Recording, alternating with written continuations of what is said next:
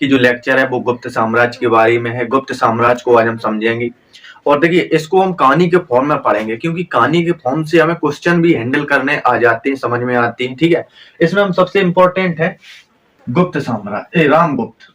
रामगुप्त की हम जो कहानी, आपने ध्रुव स्वामी का नाम सुना होगा, इतिहास में ध्रुव स्वामी काफी चर्चा में रहती है। इतिहास में आप जब टॉपिक पढ़ेंगे तो रामगुप्त की पत्नी जो ध्रुव स्वामी थी, उनसे किस प्रकार से रामगुप्त चंद्रगुप्त सेकंड उनसे शादी कर लेते हैं, अपने भाई की पत्नी से शादी कर लेते हैं, मतलब अपनी भाभी से शादी कर लेते हैं। इसके बारे में भी हम आपको बताएंगे।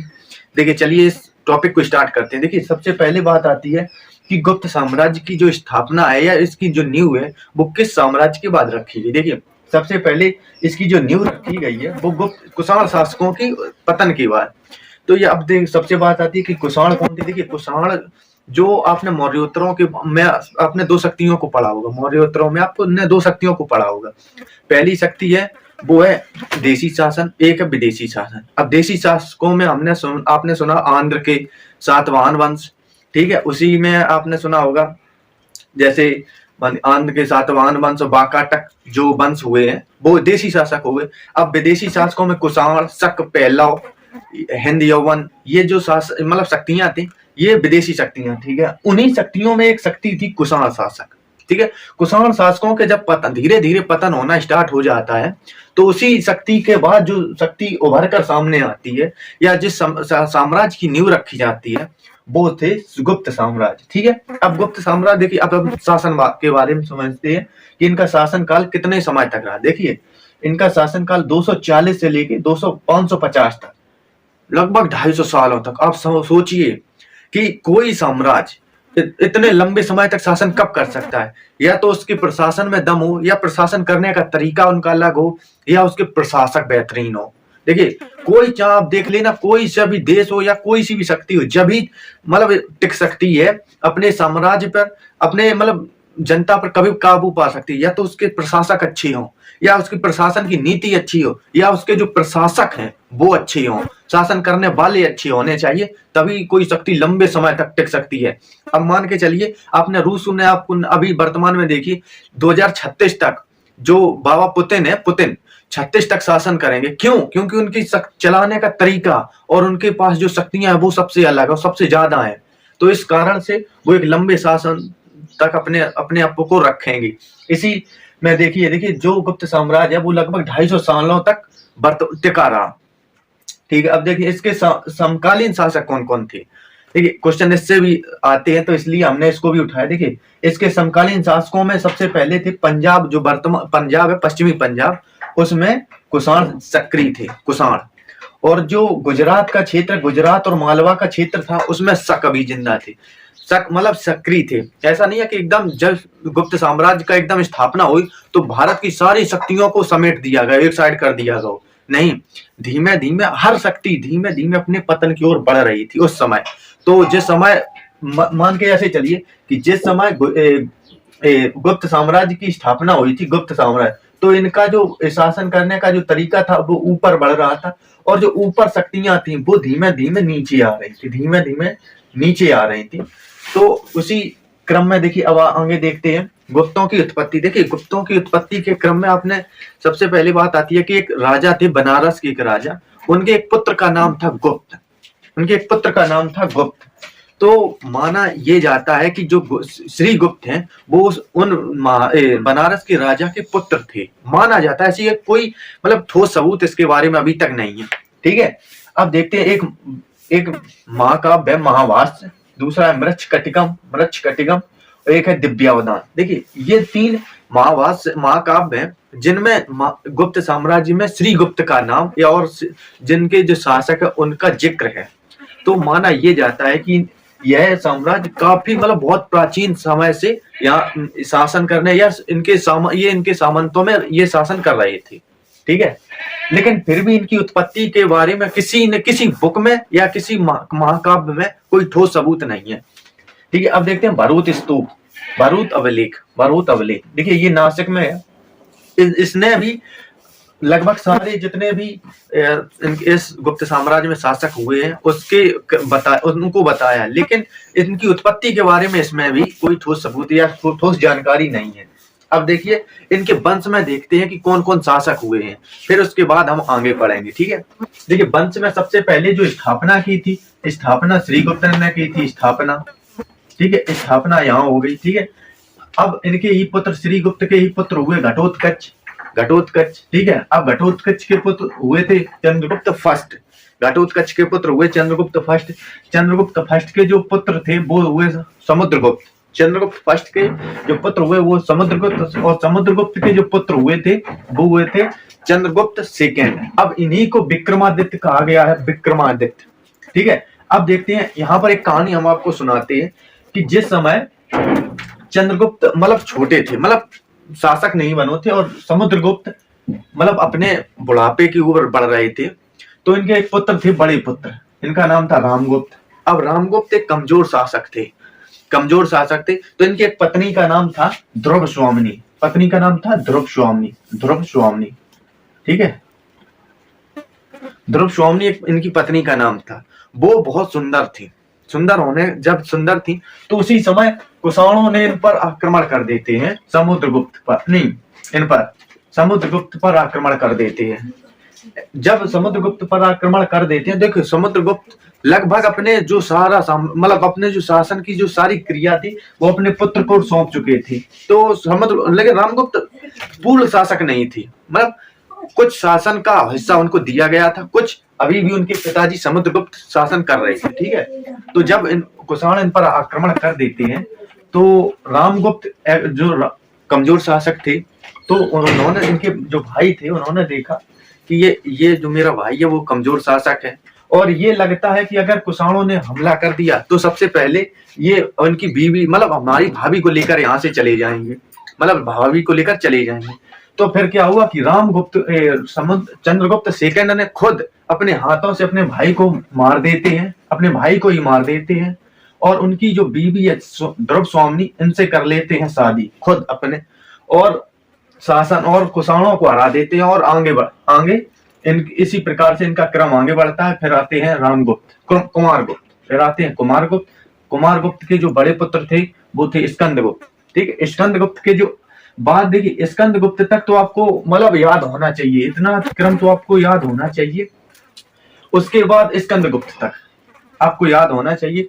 उनके बाद जो शासक आए वो मतलब काफी कमजोर शासक हुए हैं। कोई उनके पास कोई ऐसी शक्ति या नीतियां नहीं थी, या शक्तियां मतलब ऐसा कोई अपने शासन की महत्वपूर्ण जो नीतियां थी वो उनके पास नहीं थी, और कोई शक्ति जो उनकी लड़ने के तरीका या साम्राज्य विस्तार का उन्होंने फिर कोई जिक्र ही उनके मतलब इतिहास में इनका कोई जिक्र नहीं था। ठीक है, तो इनमें पुरुगुप्त हुए, कुमारगुप्त सेकंड हुए, बुद्धगुप्त हुए, नरसिंह गुप्त हुए, और भानुगुप्त, और अंतिम जो शासक थे वो थे विष्णुगुप्त। आपको दिख रहा होगा, इधर लिख देता हूँ, विष्णुगुप्त। अंतिम शासक थे विष्णुगुप्त। ठीक है, जो अंतिम शासक थे वो विष्णुगुप्त थे। ठीक है, अब चलिए इनके आगे हम बढ़ते हैं। अब देखते हैं, देखिए इनकी उपाधियां, इन शासकों की जो उपाधियां ली गई थी, कौन कौन सी उपाधियां ली गई थी। देखिए पहले देखते हैं श्रीगुप्त की उपाधियां। देखिए श्रीगुप्त की जो उपाधि थी वो आदिराज और महाराज की उपाधि इन्होंने धारण की थी। आदिराज की उपाधि है, ये भरूच स्तूप में इसका जिक्र है, भरूच स्तूप में इसका जिक्र है। ठीक है, अब देखते हैं घटोत्कच। देखिए घटोत्कच ने भी महाराज की उपाधि धारण की थी, और फिर आते हैं चंद्रगुप्त। देखिए चंद्रगुप्त प्रथम वो व्यक्ति थे या वो राजा हुए थे जिसने गुप्त साम्राज्य में स्वतंत्र शासक स्थापित किया था, स्वतंत्र शासक।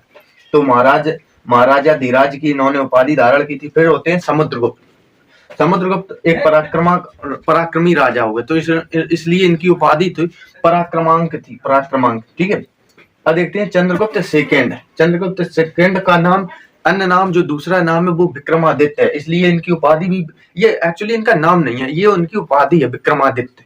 ठीक है, जो आगे है वो है कुमारगुप्त की महेंद्रादित्य। ठीक है, आपको दिख रहा होगा, इधर लिख देता हूँ, विक्रमादित्य, महेंद्रादित्य।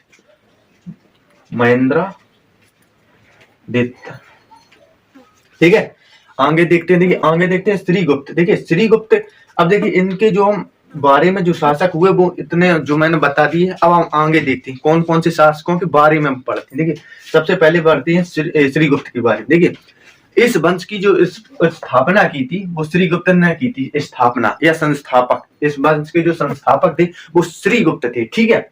अब आगे बढ़ते हैं।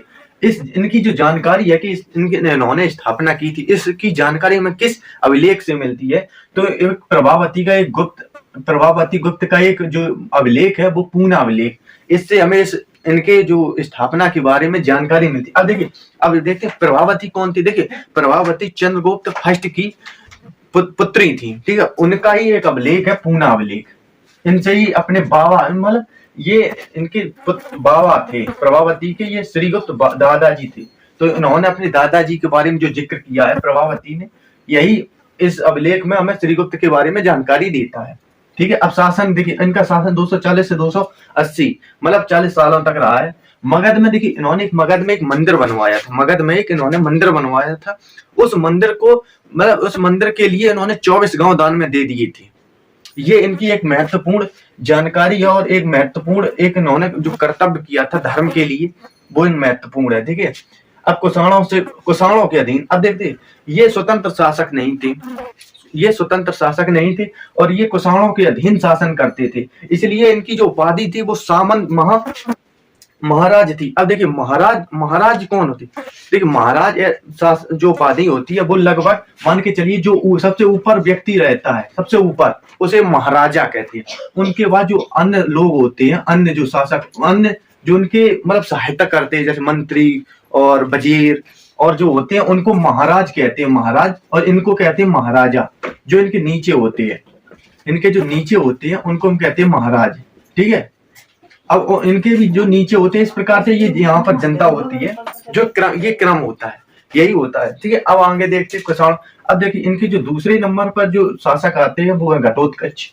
घटोत्कच का जो शासन काल था 280 से 319 तक, लगभग ये इन्होंने भी 40 साल तक 39 साल तक इनका भी शासन काल रहा है, ठीक है। इनकी भी जानकारी प्रभावती के गुप्त पुणे अभिलेख से मिलती है, ठीक है। और ये भी स्वतंत्र शासक नहीं थे, क्योंकि ये भी कुषाणों के अधीन रहे थे, इन्होंने भी कुषाणों के अधीन शासन किया था, ठीक है। अब देखते हैं हमें इन दोनों लोगों के बारे में इतनी ही जानकारी हमें इंपॉर्टेंट है। अब देखते हैं जो इंपॉर्टेंट जानकारी है वो क्या है। देखिए, इंपॉर्टेंट जानकारी है वो है चंद्रगुप्त का फर्स्ट की जानकारी। देखिए, चंद्रगुप्त फर्स्ट हमारे पेपर की दृष्टि से भी इंपॉर्टेंट है, ठीक है। अब देखते हैं, सबसे पहले ये गुप्त साम्राज्य के प्रथम वास्तविक संस्थापक थे। अब वास्तविक क्यों थे? क्योंकि इन्होंने किसी जो मतलब ये गुप्त साम्राज्य श्रीगुप्त और घटोत्कच मतलब सामंत थे, मतलब ये जिनके ऊपर इनकी और शक्तियां थी, वो ये उनको मतलब पैसे या कर भेजा करते थे। तो ये जो संस्थापक थे, ये गुप्त चंद्रगुप्त फर्स्ट थे, इन्होंने मतलब इनको कर देना बंद कर दिया था, या उनकी गुलामी इन्होंने बंद कर दी थी, ठीक है।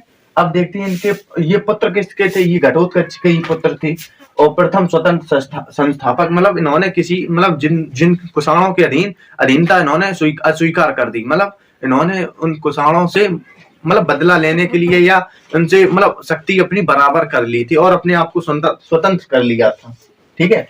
अब हेमचंद्र नाम के एक इतिहासकार हुए हैं। उन्होंने कहा था कि द्वितीय संस्थापक मगध के थे, ये मगध के द्वितीय संस्थापक थे चंद्रगुप्त फर्स्ट, ठीक है।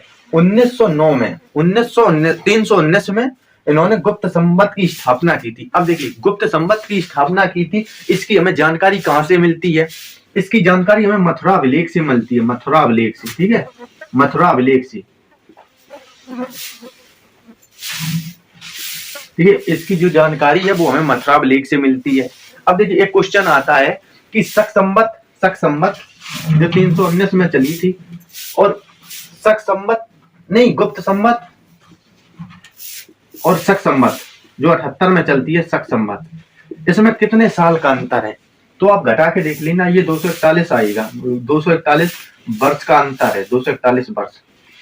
ये क्वेश्चन इंपॉर्टेंट है, ये से याद रखना, 241 वर्ष है, ठीक है। अब गुप्त इनके बारे में आप देखिए, अब हम देखते हैं इनकी शादी के बारे में, मतलब वैवाहिक संबंध के बारे में, चंद्रगुप्त फर्स्ट के वैवाहिक संबंध के बारे में देखते हैं। देखिए, चंद्रगुप्त फर्स्ट के वैवाहिक संबंध, इन्होंने लिच्छवी जो वर्तमान बिहार में एक शासन मतलब एक शक्ति थी, लिच्छवी, उनकी एक पुत्री थी, पुत्री कुमार देवी, इनकी पुत्री मतलब उनकी पुत्री थी लक्ष्मियों की कन्या, या उनकी जो पुत्री थी उनका नाम था कुमार देवी। इन्होंने कुमार देवी से शादी की थी, कुमार देवी से, ठीक है, कुमार देवी से शादी की थी। और इन्हीं कुमार देवी की ही पुत्री जो प्रभावती थी, ये प्रभावती इनकी ही पुत्री थी, प्रभावती, ठीक है। और इनका ही अभिलेख है पूर्णाभिलेख, इनका ही अभिलेख है पूर्णाभिलेख, ठीक है, इनका ही अभिलेख है पूर्णाभिलेख। अब देखिए, इन्होंने जब इनसे शादी की थी तो एक सोने के सिक्के चलाए थे, चंद्रगुप्त फर्स्ट ने सोने के सिक्के चलाए थे, जिनके एक तरफ कुमार देवी और अपनी खुद की तस्वीर है, कुमार देवी और खुद की तस्वीर, प्लस चंद्रगुप्त फर्स्ट की तस्वीर और दूसरी तरफ लक्ष्मी की तस्वीर इसमें उपस्थित है, ठीक है। और इसकी हमें जानकारी विष्णु मथुरा अभिलेख से मिलती है, ठीक है। देखिए, इनके बारे में तक तो हमने, चंद्रगुप्त फर्स्ट के बारे तक तो हमने सारा जो डिटेल है वो मैंने कंप्लीट कर ली है। इसके बाद जो वीडियो है वो आपको कल मिल जाएगा, ठीक है। तब तक के लिए जय हिंद, वंदे मातरम, और पढ़ाई अपनी करती रहिए, ठीक है।